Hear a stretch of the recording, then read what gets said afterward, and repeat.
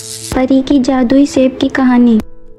एक समय की बात है, सोनपुर गांव में रामू नाम का एक किसान रहता था। वह बहुत ही गरीब था। वह एक छोटी सी झोपड़ी में रहता था। उसकी पत्नी नहीं थी। कुछ सालों पहले एक सड़क दुर्घटना में उसकी पत्नी की मृत्यु हो जाती है। उस दिन के बाद से रामू बहुत अकेला हो जाता है। लेकिन उसका एक छोटा बेटा होता है जिसका नाम गौरव था। वह 12 साल का था। रामू के पास एक छोटा सा खेत था जिसमें वह खेती करके अपने और अपने बेटे का पेट पालता था। गौरव जब स्कूल से घर आता था तो वह अपने पिता के कामों में मदद करता था। इसी तरह उनका जीवन चल रहा था। एक दिन अचानक गौरव की तबीयत खराब हो जाती है। कई दिनों बीत जाते हैं पर गौरव की तबीयत ठीक नहीं होती है।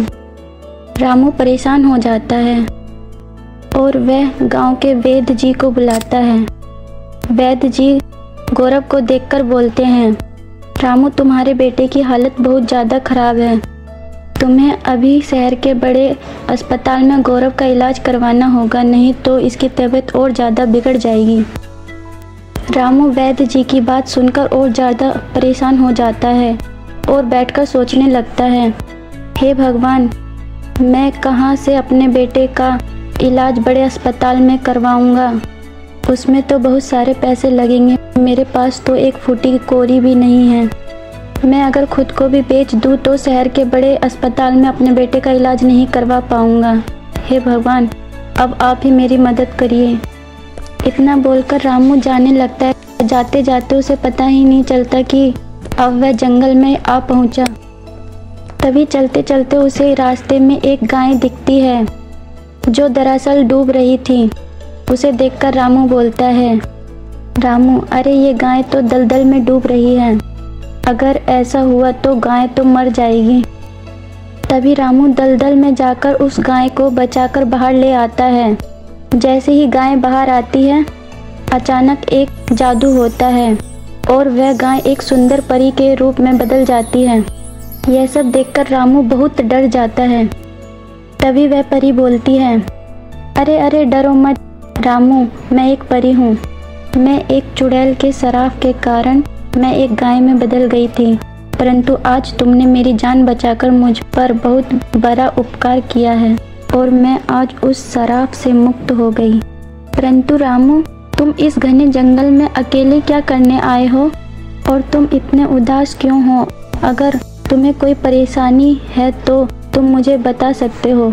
मैं एक परी हूँ। मैं अपने जादू से तुम्हारी सारी परेशानी दूर कर दूंगी।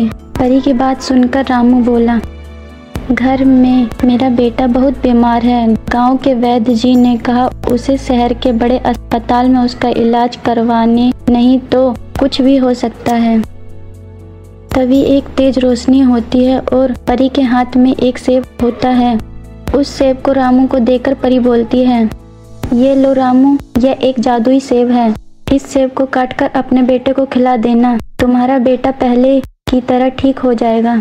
यह सुनकर रामू खुश हो जाता है और परी का धन्यवाद कर अपने घर लौट आता है और अपने बेटे को सेब खिलाता है। सेब खाते ही गौरव बिल्कुल पहले की तरह ठीक हो जाता है।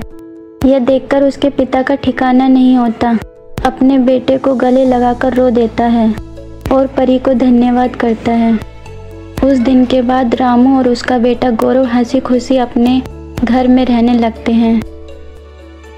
तो मेरे प्यारे दोस्तों, कैसी लगी आपको मेरी ये प्यारी कहानी?